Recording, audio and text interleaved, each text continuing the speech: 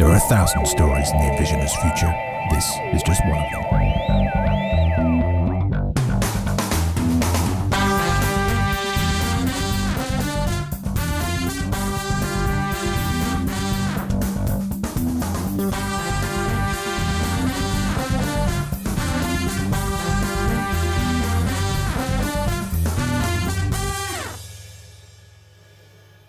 Well, hello. How the devil are you?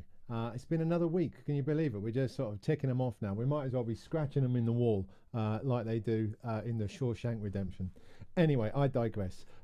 This week, it's a continuation, really, of a conversation that we've been having. And we, even though we've been talking about remote schooling a lot, which has highlighted, I guess, one of the most insidious and difficult and challenging issues that our digital society is going to face, really, and it's the issue of digital poverty.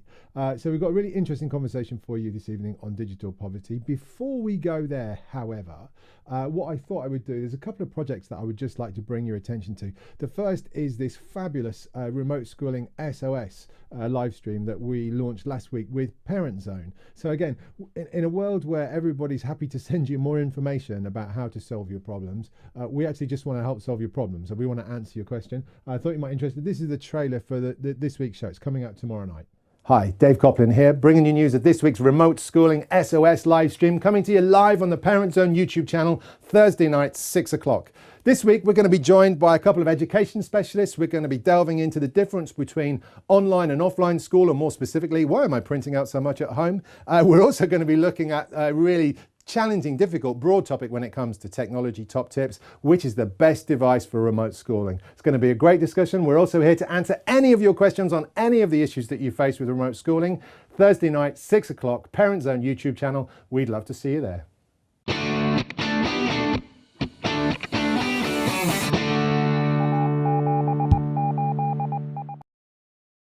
So there you go, quite slick. I'm quite impressed with that. One of my lockdown skills has been to learn how to use video editing software and things like that. So there you go.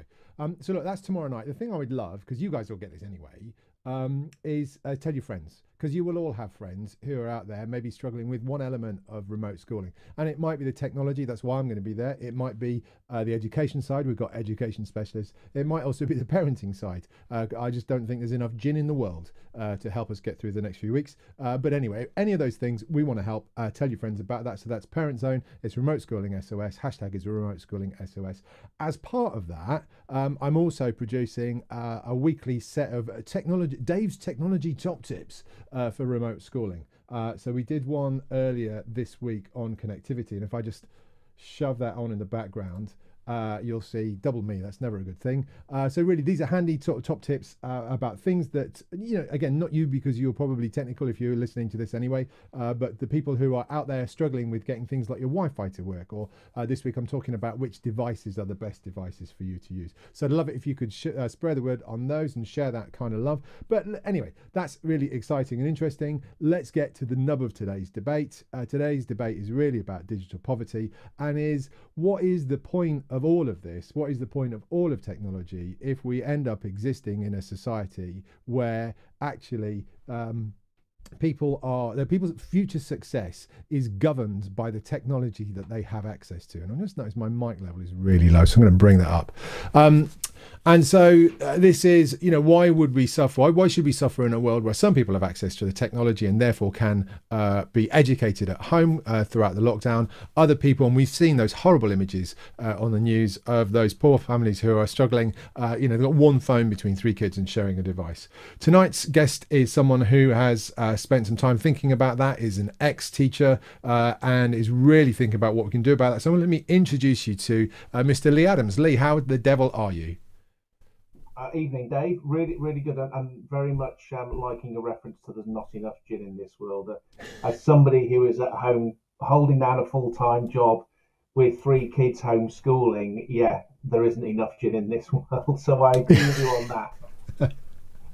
Yeah, no. So now listen, Leigh, do us a favour before we get into the nub of the sort of conversation on digital poverty. Set the scene a bit for us. Give us some of your background and talk about sort of how you've ended up where you are now doing what you're about to do.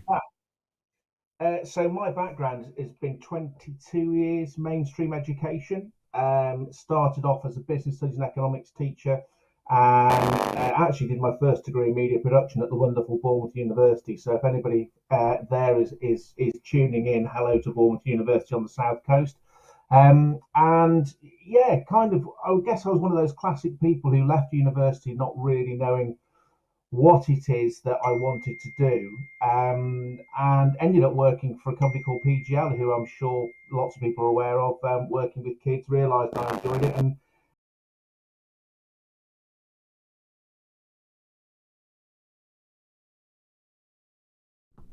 So we've brilliantly just lost Leigh. So let me just give him a second to get him to reconnect, and we'll see how that goes.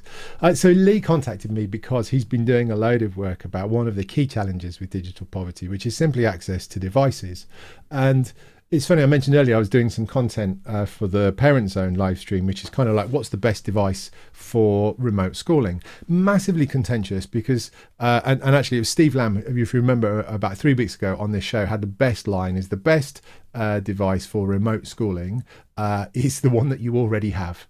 And they're so true. But it really is about thinking through the different parameters. And so we know that people are out there, and, you know, it's all right for people like me, right? Because we've got technology in the house and my son's got access to a device. But what do you do if you, A, can't afford one, or B, don't even know which one that you want to get? It looks like Leigh's back. So let me bring Leigh back in. Sorry, we lost you there, Leigh. oh, the irony. Yeah, it's okay. It's all being done with you know, like these are bean cans and string, right? So, you know, you're allowed one of those. I'm on a 360 meg connection, so it should be okay. But these gremlins are in the system, yeah. Yeah. So we were in Bournemouth, I recall, before you got disconnected. Bournemouth.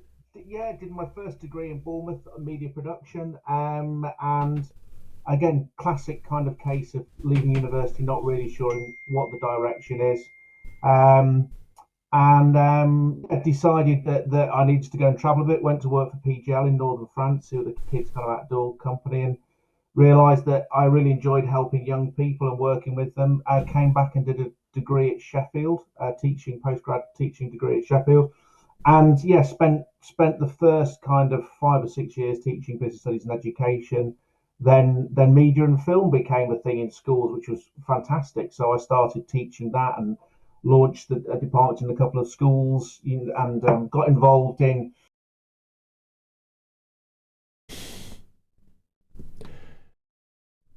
It's going to be one of those evenings, I can tell. So we'll keep going. So Leigh's clearly got a lot of experience when it comes to teaching. And I think he's also innately understood as he's got a lot of digital experience as well. And what seems to me, when you sort of bring those two worlds together, you get the perspective of, it's a bit like me, right? So I have no idea what it takes to educate someone. I have no idea at all on how challenging that can be. But I do know about technology. And the interesting thing about Leigh, and I can see he's back now, is that he can sort of straddle those both worlds. So let's give it another go. 3, 2, 1, you're back in the room. Yeah, I don't know why it's been so glitchy. I've been on Zoom calls all day. It's been absolutely fine. No, yeah, so anyway, I mean, to cut a long story short, I ended up teaching, did 22 years, got to head teacher level, and then got really kind of disenfranchised from what the government were doing, from the fact that we were, producing or basically making kids into exam kind of gremlins. Everything was about exams, and really for me, education is about so much more. It's a holistic approach to the child. It's about creativity. It's about life chances and choices, and recognizing the fact that education isn't for everybody in the true academic sense. So decided to kind of make a sideways move, and was fortunate enough to find a job at the British Film Institute as Director of Education and Skills for them. And yeah, kind of here I am today, I guess, with my foot still in education, but also across the charity sector, and looking at various other issues, obviously, which is why we've kind of come together, Dave, to talk about digital poverty and the digital divide. Yeah, I love that. And I mean, I was just talking about that while you were trying to reconnect, about what I think is important about your perspective is you kind of you tick all the boxes, right? So I don't have much experience in what it takes to educate people. I can inspire them, I can maybe get them excited about technology, but that's a very different thing to day in day out, helping them to learn core skills. You're clearly sort of happy with the technology, but the bit that I also love is kind of from your current day job, but it's about this sort of window into creativity, which Leigh, I mean, you won't know, but one of the core narratives I have about the future skills is, this sort of the technical knowledge is fine, but actually the organizations of the future are going to want really creative thinkers, people who are really great with empathy, the really sort of the core human skills. And so I love that you've got that whole perspective. Yeah. If you look at the recent kind of research done by the likes of LinkedIn, Harvard Business Review, various other, really kind of, forward-thinking companies, they talk about creativity being the number one employable skill. There was a review done by Nesta, about 12 months ago now, and they actually they put something like some staggering 250,000 job adverts into a big machine, processed it all, and actually what came out number one, the skill was creativity. Yeah. So, I think the fact that, and do you know what? It's not schools, Dave. It's the government. They need to get on board with it, and they need to understand that creativity is important. I mean, really interesting that Bill Lucas down at Winchester is leading the PISA work on creativity. So actually being able to map how creative young people are, and it's being developed in England, Britain, and England aren't taking part because I think they know what the outcome's going to be. It's tragic, isn't it? I mean, the other thing, we haven't had this conversation, but this show is also part of the Ken Robinson Appreciation Society. So that sort of whole thing, soul, yes. Yeah, God rest his soul. And just carrying that forward and really trying to drive that home. And what I think is really fascinating right now is the debate that we're having, to your point about exams, and we're realizing that actually maybe there's a different way. Do you think we're going to see traction out of that, Leigh? And this is really off topic for what we were going to talk about tonight, but what's your sense of that? Do you think, well, this is an opportunity for us to rethink that approach? Without being too government critical, I think it's an opportunity for people to think about it. I wonder whether the people who are actually kind of making the decisions are able to kind of drag themselves away from a system that they fought very hard to establish. The fact that we moved away from a very knowledge-based curriculum, in my view, really very positive, into a skills-based curriculum to say, listen, knowledge is everywhere. I've got my phone here. I've got all the knowledge I need in the world here. And it's not to say being able to recall knowledge isn't really, really important. But actually, it's actually how I use that knowledge. It's how I use data and research and what I do with it that's really important. And we moved to a skills-based curriculum. I go into maths lessons, they'd be talking about real-world problems and bringing them maths into it. And it was fantastic. You go into an English lesson and you get budding journalists there, just saying, how can I use these English skills in the real world and the knowledge I've got? And unfortunately, the current regime seems to have pulled really back on that. We've got schools with knowledge organisers of stuff that kids have to go away and learn by rote every single night. And it's not the school's fault. It's because that's what the exams are asking for. I'm out 3 years, so I'm maybe a little bit out of kilter on it.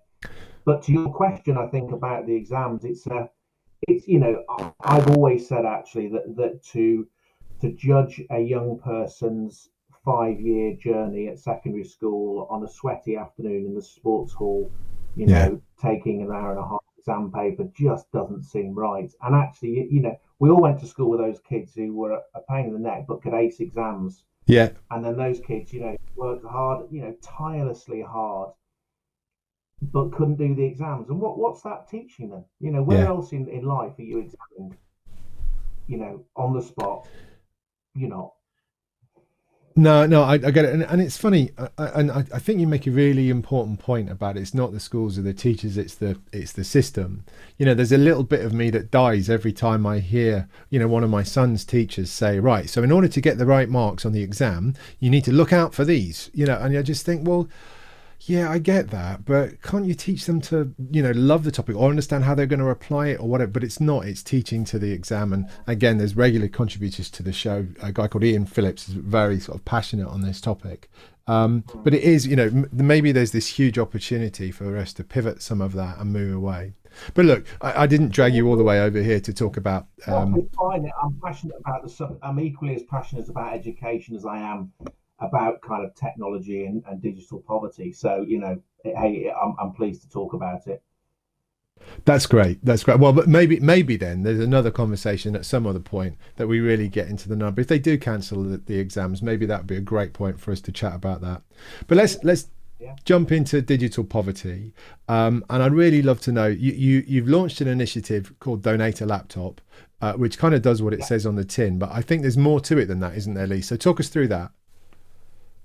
Yes, well, I guess there's two strands to the work we're doing at the moment. One is very practical, and one is quite strategic. And I'm lucky enough to be be in the process of setting up a charity with a good friend of mine, Rory Yates, as a trustee.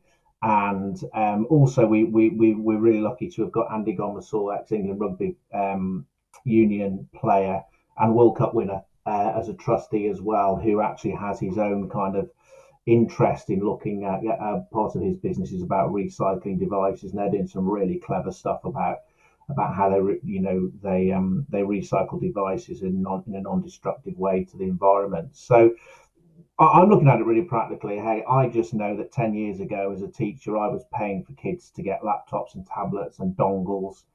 And 10 years later, we hit a pandemic, a crisis. And we very quickly see that nothing's changed, and we've got just under 2 million families in the UK who can't access digital technology of a satisfactory standard, if at all, to allow those young people to actually undertake online learning. But you know what? It goes a lot wider and deeper than that. And I think, where my colleague Rory really kind of comes in is, he talks about the wider family aspect. We've got families who have lived through, generations of social disadvantage.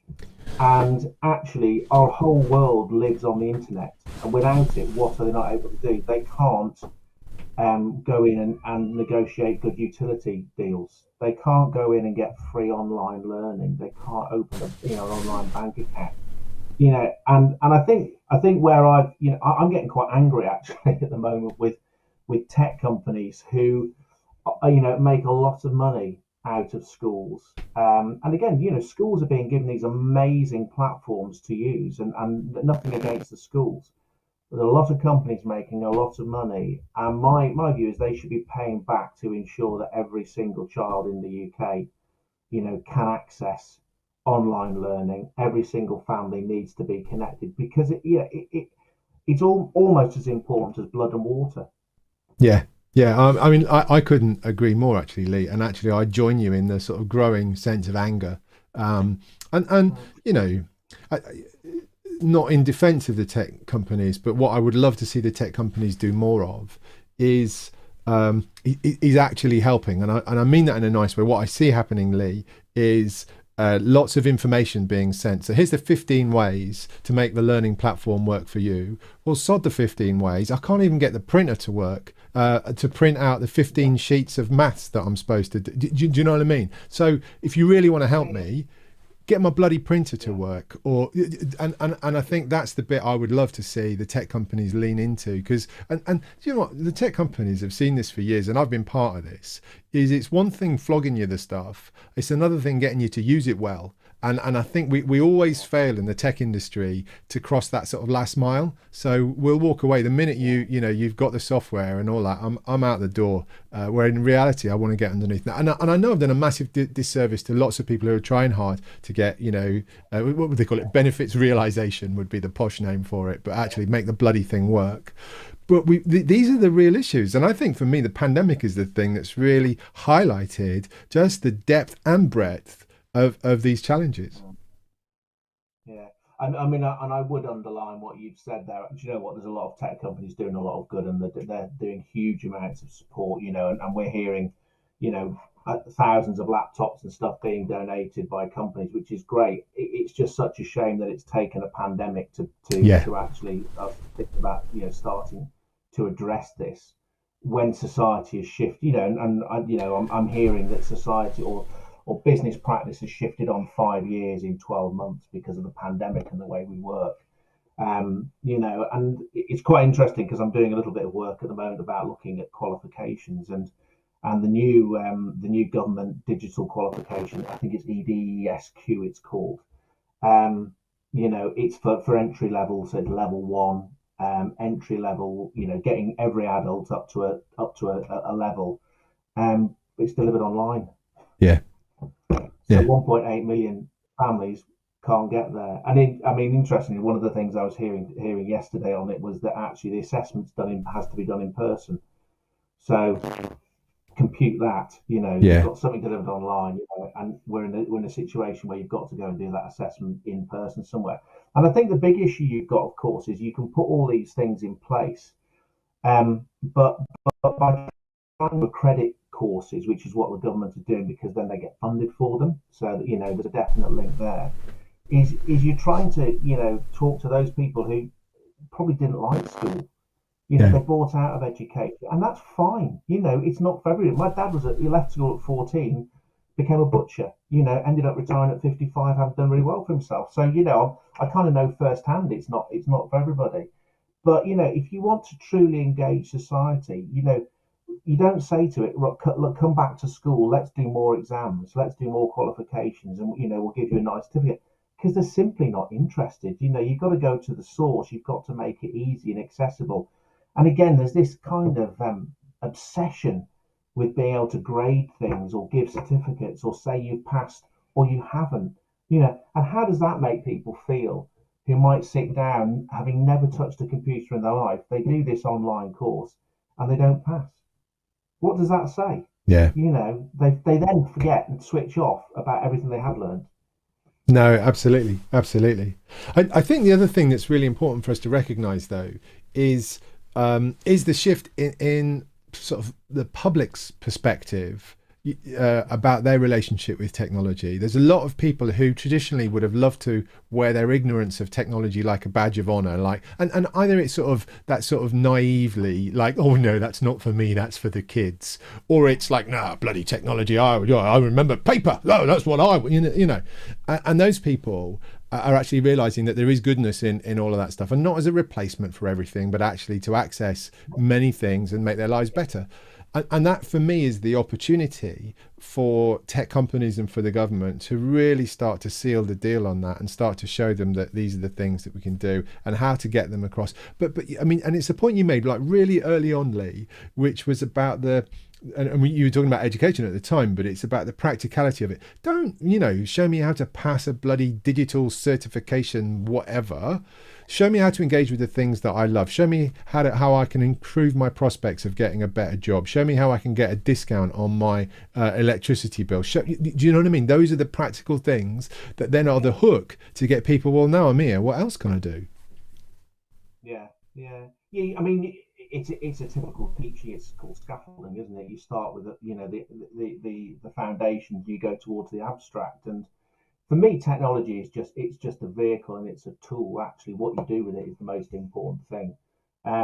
But we've got so many people who just simply, aren't engaged with it, or they're in a household where, I hate to say this, where they've got a patchy internet connection because I shouldn't have one, but I have obviously fibre into the house.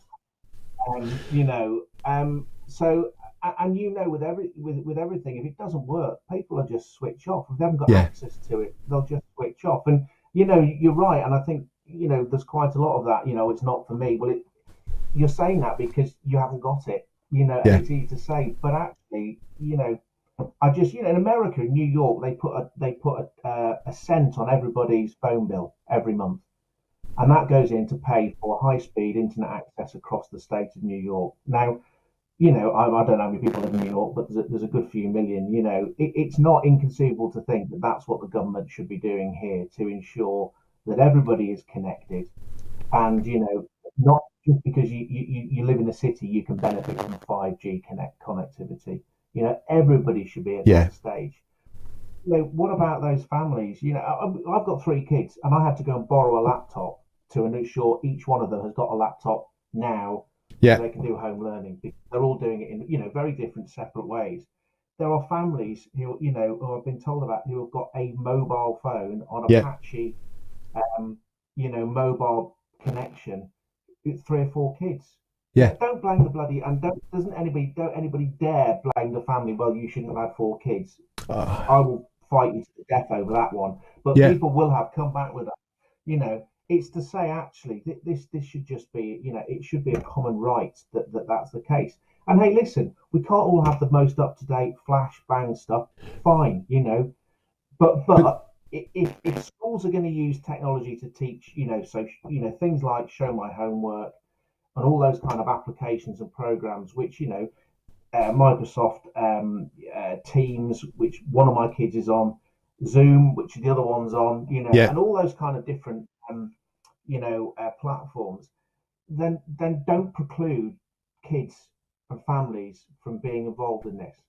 And where we've come to with donate a laptop in a real practical way is we're not saying, listen, go and buy the 10,000 new laptops. I mean, if people want to go and buy laptops and donate, brilliant, fantastic. But look in your cupboards. I was on a phone call to a guy yesterday, and he said, "Oh, I've just given three away. yeah, I've just had them in my cupboards. And we use these, devices. They're just consumables. We just throw them away. yeah. And it's crazy because actually, all we really need to do is get a decent internet access connection, and away we go. Everything is available online now. What's actually in the guts of your machine is almost irrelevant. Yeah, no, I couldn't agree more. And I think you'll find, there are lots of spare devices around, and they're maybe sort of washing around inside organizations. They're washing around homes. But it's also this sort of, the ability to pass them on and to have them sort of set up properly. And we saw in the news this week the terrible issue about some of the laptops having malware. I mean, you can imagine nothing worse Yeah. than being there for that.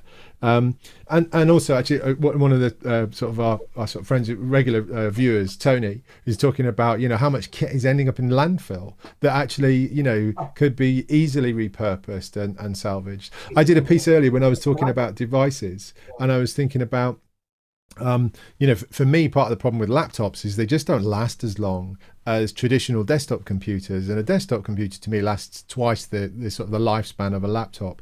And how many sort of old desktops are around there doing nothing that actually, for the sake of 75 quid's worth of monitor, and I know 75 quid is 75 quid, right, as well, but all of these things have to come in. That has to be part of it.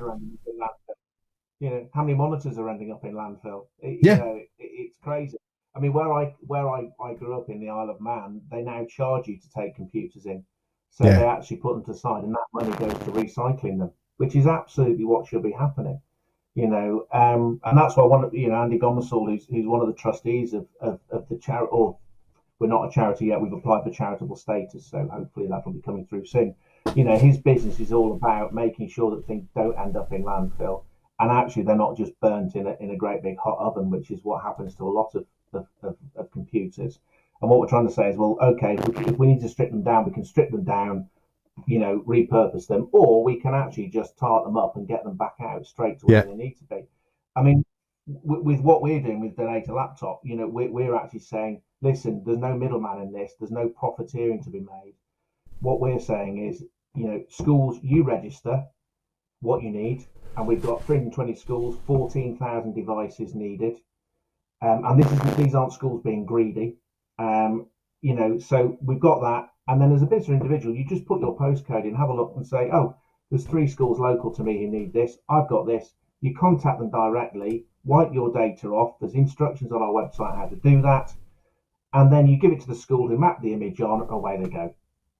So what we're trying to do is get things really quickly, really easily now to where matters. yeah. I'm just going to bring up the website actually, Leigh.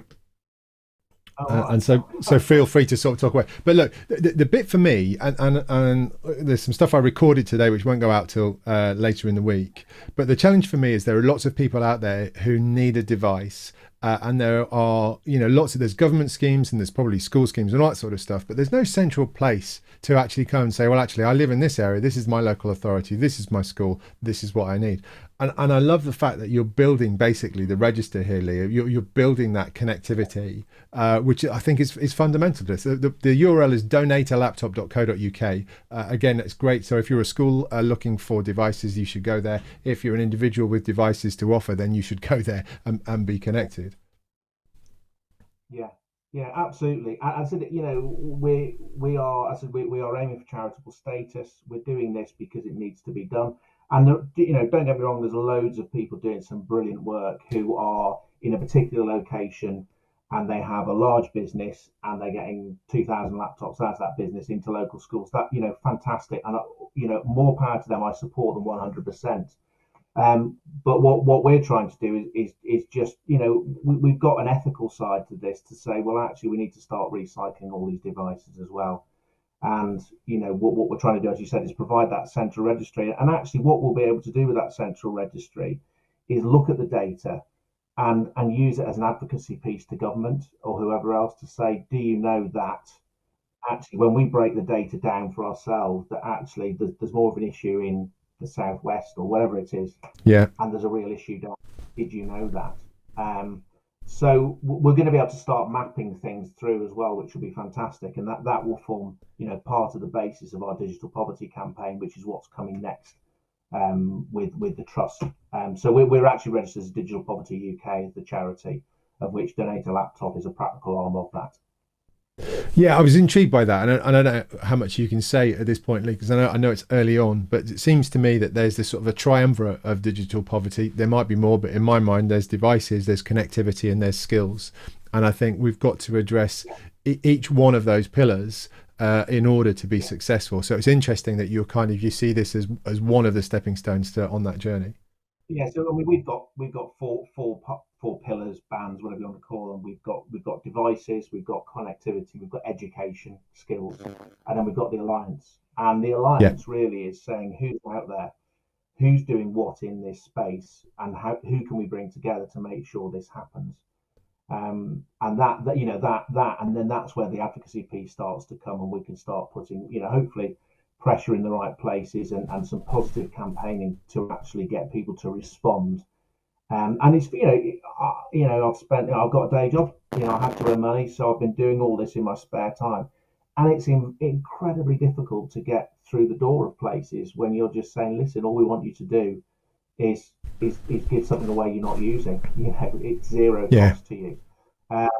So we've got to build it up. We're in this for the long haul. We're not going away when COVID ends, which I think a lot of initiatives will, and that's fine because they're very time relevant. But we're here for the long haul. We want to build something that's sustainable for the future and for society across the UK. And it's what was lovely today is I managed to do a piece on the local radio station in the Isle of Man. So we're able to reach out to all corners, and use the postcode search to do that. So, we're really hoping that this is start of something that's practical, but also, strategic, advocacy based, that will actually bring about a change, which is desperately needed. Yeah, I absolutely love that, Leigh, and I think you're so right about this needing. This can't just be a knee-jerk reaction to the pandemic, because I talked to you earlier on this, but I've been going to the forums and discussions with government policymakers and NGOs and tech companies about, we used to call it the digital divide rather than digital poverty. And we all it's the same argument, yeah. Yeah, but we all sit there and we stroke our respective beards and we talk about it, and then we bugger off and we do nothing. And that's not fair, I guess, but we still have this problem. We haven't solved it.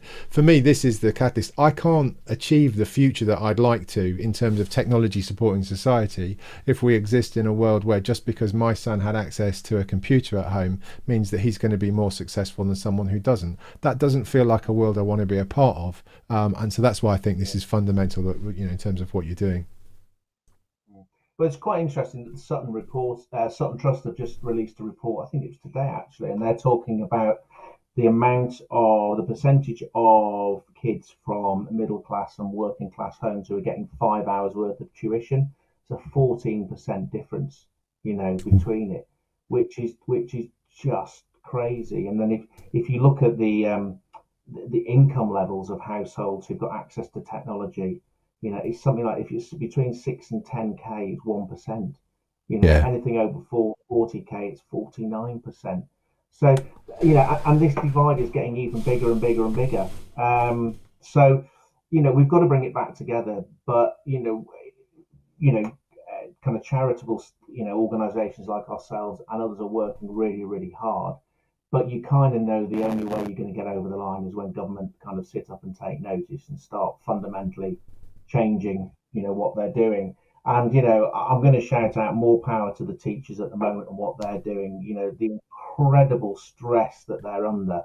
I've been on the other side, I've been on this side, and, I've got my 9 or 7-year-old son's teacher who's teaching on a dodgy internet connection in his school.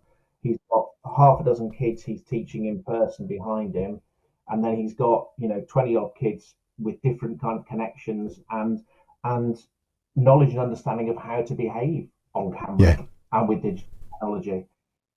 They must be absolutely shattered. And, shame on anybody who is criticising the teachers. I mean, that lovely thing that's going around at the moment where the head teacher's written to all the parents to say, thanks for the criticism. We'd love to invite you into, to join our teacher training program, because obviously you're that good at it. So, a big shout out to the teachers at the moment and the head teachers and everybody involved in the education of kids, and let's talk about, the NHS while we're at it. We can't thank them enough for what they're doing at the moment. No, exactly. Look, Leigh, I'm just looking at the time now, and so I want to start to wrap things up. So the website is donatealaptop.co.uk. I think the other bit that I'm really excited about what you're doing is the sort of the aggregation of the numbers, because I think it's only sort of through, it's the whole sort of united front thing. That's when we get government's attention in this, when we can start to show and demonstrate the sort of the power of it being connected. So crack on with that, and also let us know how we can help. Is there anything else that you'd like people to do other than give them you their old kit? Yeah. I mean, as I said to you before, listen, if people haven't got old kit but they still want to donate, then, phone your local school up and buy them a bloody new laptop or, a tablet. If you're a business, and you've got corporate social responsibilities that you haven't kind of met, use this as an opportunity to do it. We've also launched through GoFundMe a broadband access campaign. And we're trying to raise £500,000, and our challenge is 1,000 businesses, £500 a business, and then we will then go into broadband providers and we'll start negotiating rates to buy broadband accounts, which we'll distribute across the country, working with schools. And I think the reason I'm so excited about this is because we're working with schools. They're on the ground, they've got the intelligence, they know who really needs the kit, the broadband access and what have you. So we know that every single device going to a school will be going to where it's needed. That's great, Leigh. Listen, thanks so much for spending your evening with us. I know you've got a lot on, both at work and at home, so I really appreciate you taking the time out to join us. Yeah, no problem at all. And, we'd love to come back and talk about digital poverty and the next step later on down the line. We'd love to. Yeah, no, I'd love that. Absolutely love that. So on that note, let me say thank you to all of you for spending your Wednesday evening, or whenever you're watching this. That's fine too. It's always a pleasure to have you with us. Next week, we are still on digital poverty. We've got some more conversations to be had there. And then at some point, once we get through lockdown and remote schooling, we might even return more to the office or the future of work, at least, and we'll see how things go. You know the drill. If you enjoyed today, give us a like. If you haven't, let us know. Give us some feedback. And if you haven't already subscribed, we would love it if you did. YouTube loves a trier. So that's it for me this week. We'd love to see you again next week. Have a great week. Stay safe. Enjoy whatever lessons you get to enjoy, and we'll see you next week. There are 1,000 stories in the Envisioners' future. This is just one of them.